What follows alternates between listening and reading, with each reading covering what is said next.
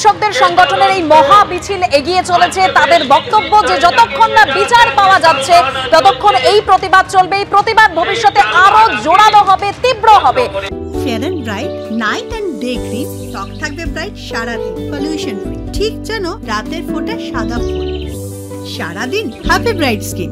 চিকিৎসকরা যারা রয়েছেন তারা বলছেন যে প্রায় 1 মাস হতে চললো, এখনো আরজি করের ঘটনায় দোষীকে তথ্য প্রমাণ লোপাটের অভিযোগ সামনে এসেছিল। তথ্য প্রমাণ আদৌ লোপাট হয়েছিল কিনা সে বিষয়ে তথ্য এখনো সামনে আসেনি। সিবিআই তদন্ত করছে আর্থিক দুর্নীতি মামলা। সেই আর্থিক দুর্নীতি মামলায় একের পর এক তথ্য সামনে এসেছে।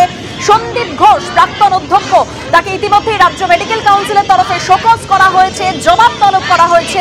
যদি সেই জবাব সন্তোষজনক না হয় তাহলে রেজিস্ট্রেশন বাতিল হবে। অন্যদিকে এই সন্দীপ ঘোষের একের পর এক সম্পত্তির হদিশ পাওয়া গেছে। আমরা গতকাল দেখেছিলাম সেই আলিশান বাংলো, আজ বেলেঘাটার জোড়া ফ্ল্যাটের হদিশও মিলেছে। কিন্তু এত কিছু সামনে আসার পরও আরজি করের ঘটনা এখনো বিচার পাওয়া যায়নি।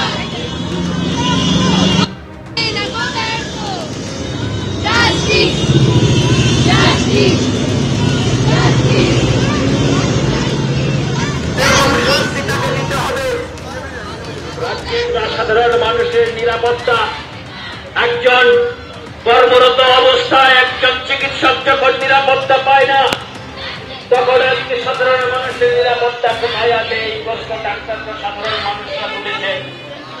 তাই আমরা তাদের সঙ্গে স্বর মিলিয়ে একদিকে চিকিৎসক সংগঠনের মিছিল এগিয়ে চলেছে, রাজভবন অভিযান, রাজ্যপালের হস্তক্ষেপ দাবি করছেন তারা। অন্যদিকে প্রবল এই চাপের মুখে অবশেষে অভিক দে এবং বিরূপাক্ষ বিশ্বাসকে সাসপেন্ড করলো রাজ্য মেডিকেল কাউন্সিল। তার পাশাপাশি সাসপেন্ড করা হলো মেদিনীপুর মেডিকেল কলেজের হাউস স্টাফ মুস্তাফিজুর রহমান মল্লিককেও। রাজ্য মেডিকেল কাউন্সিলের গুরুত্বপূর্ণ পদে ছিলেন অভিক দে, আর এই অভিক দের নাম জড়িয়েছিল সেমিনার হলের ভাইরাল ভিডিওয়। আর মেডিকেল কাউন্সিলের পিনাল ও এথিক্স কমিটির সদস্য ছিলেন বিরূপাক্ষ বিশ্বাস। এই বিরূপাক্ষ বিশ্বাসেরও নাম জড়িয়েছিল সেই সেমিনার হলের ভাইরাল ভিডিওয়। দর্শকদের শাস্তি চাইছি।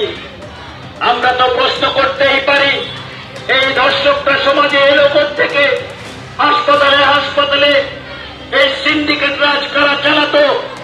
আমাদের শাসক স্বাস্থ্যমন্ত্রী জানতেন না? জানতেন। জেনে বুঝেও তিনি যখন চোখ বন্ধ করেছিলেন তখন এই আরজি করের ঘটনা, এরকম ঘটনা যে কোনো সময় ঘটতে পারে। আমরা জানি সারা ভারতবর্ষ জুড়ে নারীদের নিরাপত্তা আজকে কোথা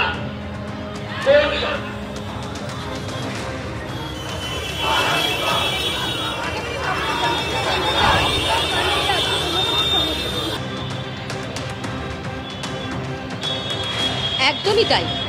কারণ 1 মাস হয়ে যাওয়ার পরও বিভিন্ন বিষয় নিয়ে কিন্তু সামনে যেটা এসেছে, প্রশাসনের কিন্তু ভূমিকা নিয়ে মানুষের মধ্যে কিন্তু একটা আশঙ্কা তৈরি হয়েছে। কেন, কিভাবে এরা জড়িত, কিভাবে এই ঘটনা ঘটলো এখনো কিন্তু অধরা। কোনোভাবে কিন্তু মানুষ জানতে পারছেন না আদৌ এই ঘটনাটা কিভাবে ঘটলো। নানা রকম তথ্য সামনে আসছে, বিভিন্ন বিষয় তারা জানতে পারছেন, কিন্তু আসল দোষীকে, আসল অপরাধীকে এখনো কিন্তু মানুষ জানে না।